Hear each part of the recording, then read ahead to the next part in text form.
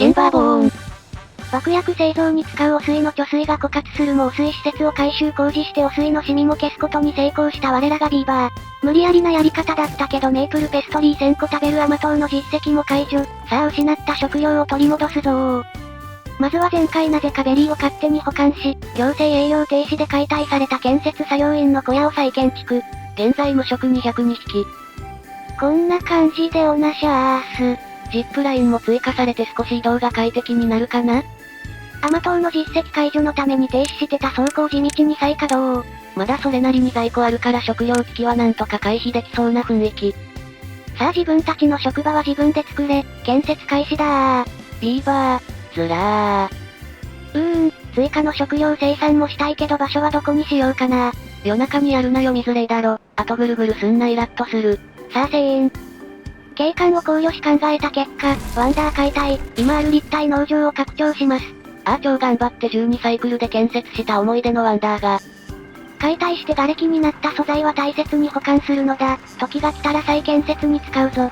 ワンダー3つ同時発動とかの実績もあるし、そのうちまた立て直そうぜ。で大量の瓦礫を運びつつ、立体農場の拡張の基礎工事を開始。立体農場は地下も作ってたから、綺麗に繋げるなら下も掘らないとだな。前回整地した下流の湧き水の周りに、栗を追加するついでにベリーも植林。マップ端っこの利便性の悪い場所でこっそり栽培される不人気食品。耳を塞げ、葉っぱするぞー。ダイナマイト設置作業してる真横でも構わず葉っぱ、リアルでやったら作業者にぶん殴られそう。それでは参ります、葉っぱー。上から爆破を眺める建設作業員、どこか誇らしげな表情をしております。それでは立体農場の設計をしましょ。骨組みはこんな感じで今回も一番上を水性農家にします。真ん中の地形ブロックに水が触れることで各階層の全てが緑地化される構造。水性農家さんへの注水はダブル汲み上げポンプ方式を採用。現状流れが貧弱すぎて水車が止まってるので、あわよくば動かないかなと淡い期待を抱いてるのず。で基本構造は固まったのであとは階層を追加していきます。なおこれ構造は一段高く突出部の位置も一マスずれてます。気づけた君の洞察力は名探偵だ。はい邪魔なんで解体しまーす。新たな職場が2日で解体された哀れなビーバー。こんな感じになりそうろー。右に見える光量区を隠さないように、コンパクトにまとめられた設計となりました。建設方法はおなじみの上からぶん投げ工法を採用しました。でもこれ立体農場だと上の階を先に作っちまうと下の建設ができない土砂には向かない工法。下の階層から順々に作ればいいだけだけど動画映えしないからこれでいいの。頑張れビーバー、理不尽な理由でやりにくい工事だが気合で乗り越えろ。そして今回もあんたって子は、床下で工事してたら閉じ込められちゃったか。今みんな作業中だから夜までそこで待ってて。はい定時だよー。救助作業するからみんな帰った。サビ山ビーバーがたくさんいるからなかなか救助が始められん。この部分の螺旋階段がこの足場の肝だからこれ壊すと全部の作業が滞っちゃうので地味に困るよ。朝一番に再設置だな。さあ朝一番で螺旋階段の再設置が終わったぞ。皆の衆、今日も一日労働に勤しむのだー。だというのにあんたって子は、先生、コドブクスくんがハマってまーす。もう、作業が遅延するからここは壊したくないのに。最優先で再設置よろ。先生、こっちにも3匹ハマってまーす。もう、お友達を閉じ込める陰湿ないじめはやめなさい。こっちは階段設置で対応っと。これなら二重遭難は起きないぜ。ビーバーがはまらないように螺旋階段の建設を一時停止して建設のタイミングを見計らっております。床下作業員が出た、今がチャンス。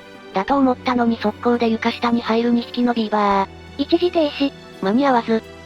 被害者増えただけじゃないか、もう知らん。あんたたちは夜までそこで反省しなさい。こうして魔の螺旋階段の罠により今日も作業が遅れ、ハマったビーバーは虚空を見つめる一日が始まった。ほら階段もうできてるよ、森へお帰り。てか無職51匹もいるから数匹ハマっても問題なしだな。無職は許さん、新たな建設作業員の小屋を。救助と建設でパニックって歓喜の終わりを見逃すのず。やってもうた。いのー、ちのみず。慌てた結果花火の位置取りをミスるの巻。建設開始から約3日、あまり進捗状態は良くないね。それでも1000くらい土砂消費してるからそれなりには進んでるかな。そういや前回下流の湖の水位を上げた影響で、土砂採掘機水没になるからと撤去してそのままだった。しかし採掘機を設置しようとしてもできない罠に陥るレイム。何故？地面の上なら設置できる。でも足場の上だとダメ？前はできた気がするんだけどな。ここでミスに気づいた君の洞察力はなかなかのもんだ。足場がダメなら地形ブロックにしましょ。はい、不正解です。はい、サビザンビーバーが帰ったので今日も救助始めまーす。だというのにあんたって子は、待ちくたびれてもう寝ちゃってます。出勤時間になってやっと起床。今日も螺旋階段を作る作業が始まる。土砂採掘機が手前だけしか設置できぬ。さあレイムは正解にたどり着けるか？きっと下が空洞になってるのがいけないんだ。こうして的外れな考えで意味なく追加の埋め立てを行った。ハマりにはまった魔の螺旋階段を、やっと誰も閉じ込めることなく建設することに成功。ビーバー、ずらー。埋め立てしたのに手前に土砂採掘機が設置できない。これはどういうことだ？土砂の在庫が線切ったぞ。さっさとなんとかしろ。もしかしてバグ？と思ったけど、試しに足場の上に土砂採掘機を試したらできたけん。畜生、採掘機の下に道があったせいで建設できなかっただけだった愚か。大土砂の在庫がラッキーセブン。採掘機設置一つで大騒ぎ、いつも通りのビーバー脳であった。高庫の憂いは取り払った。ビーバーよ建設に注力するのだありったけの土砂を使って一気に立体農場を完成させるぞー。などと思っていたが即日土砂の在庫切れです。777もあったのにもうなくなっちゃったの？農場建設に遅れが出ちまうがこりゃ 100% お前が悪いぜ。集まれ皆の衆、大急ぎで土砂採掘機を建設するのだビーバー、超絶ずらー。完成し次第土砂を掘るのだ。で土砂待ちの間に他のことやろうと思い、前回汚水機能水の分水しようとしてそのまま忘れてたのを思い出す。つかやらなくても現状汚水機乗り越えられてるしな。目指すは完璧な分水。ついでにこっちも汚水の排水システムを構築するぞー。いつも沈んでて湧き水出てない悲しき湧き水。そういえば前回汚染被害出しちゃった池の汚水排水システム、これじゃダメじゃね？汚水の貯水槽と繋いだとて水圧がないので上に上がらずほぼ意味なし。やるならいっそ最下層まで掘って下水道からマップ外に捨てた方がいいかも。だな。立体農場建設は土砂の準備ができたけど、ルートがなくて建設できない場所が増えてきた。既存の農場の道と繋いでルートを確保。汚水、だばー。閉じ込めといても問題ないのに汚水の湧き水を開放。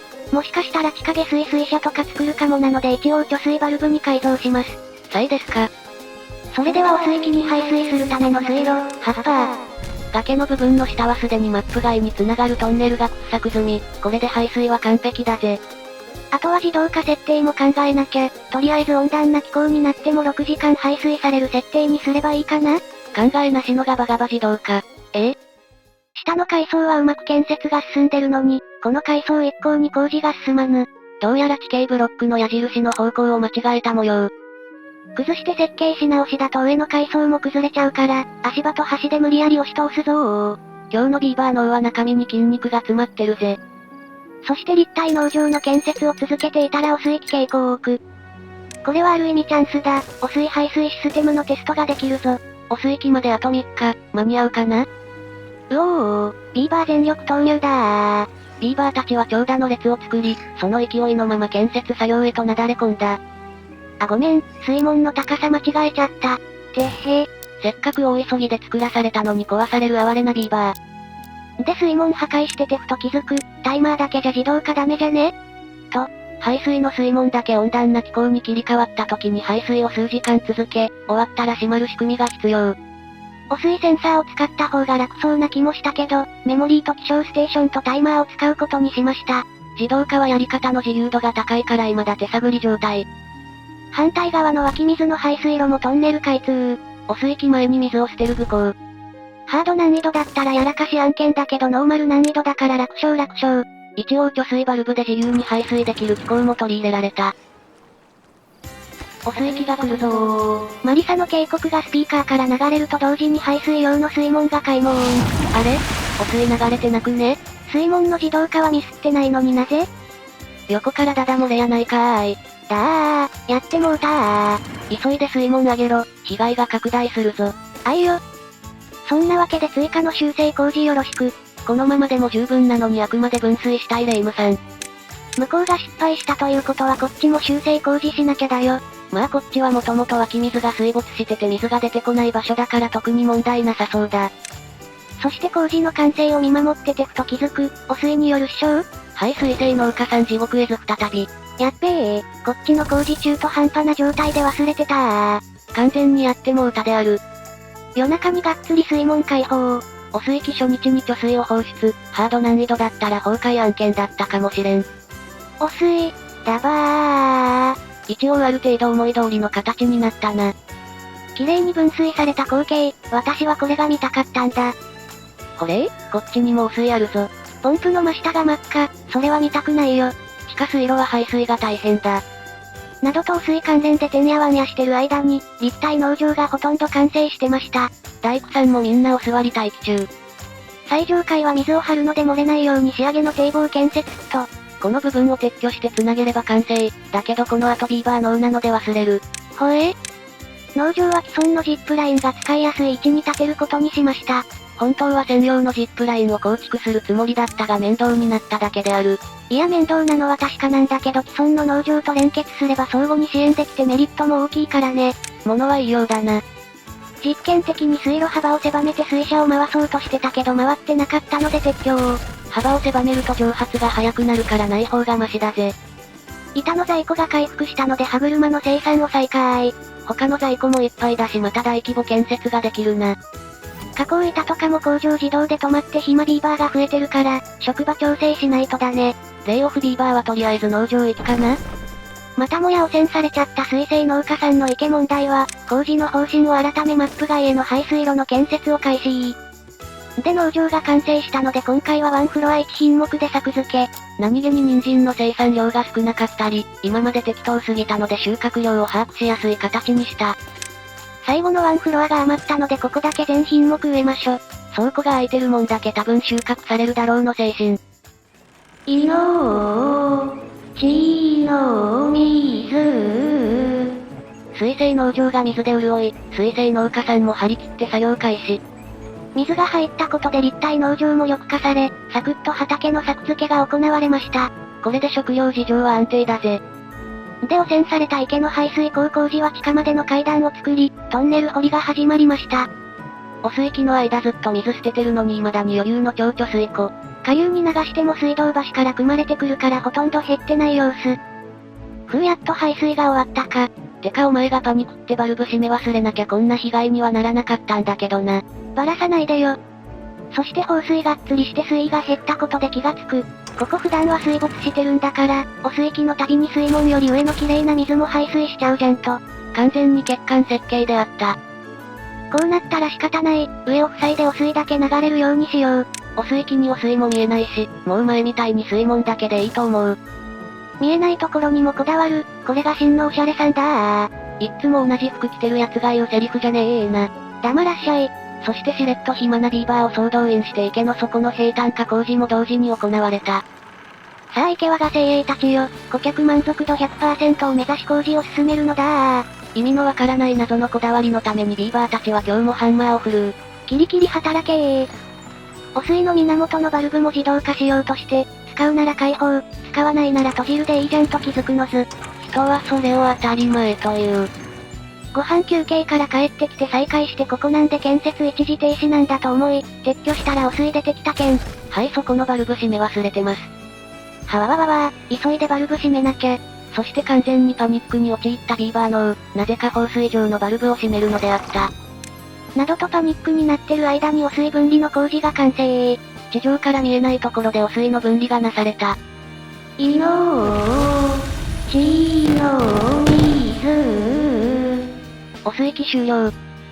汚水用の水門が自動で閉まっているか確認。しかし花火を見ていたので汚水が混ざったまま他の水門が開放されたのかは確認できず。意図かなし。もう片方の排水口には汚水少し残ってるねー。6時間開放じゃ足りなかったかな？つかバルブは開放したままでいいだろ。タイマー設定とかも色々と間違えてそうだな。はっぱー、汚水分離システム、完成祝いじゃー。完成してないのに完成祝いと言い張る、これがうちのレイムさんだ。後で設定頑張りまっしゅ。おい。では立体農園を完成させ汚水分離システムの構築を始めたけど微妙だなぁとなったところで今回はここまで。とりあえずやる気だけは認めてやろうと思っていただけたら、ハイプグッドボタンよろしくお願いいたします。嬉しいです。なんやかんやビーバー脳が不調だったのかやらかしが多くて工事が難航したレイム。しかし難航したおかげで資材の在庫はたっぷり。次回は巨大建設のターンになるのか？続きが気になる方はチャンネル登録がおすすめなんだぜ。ではまたお会いできることを願って。じゃ、またねー。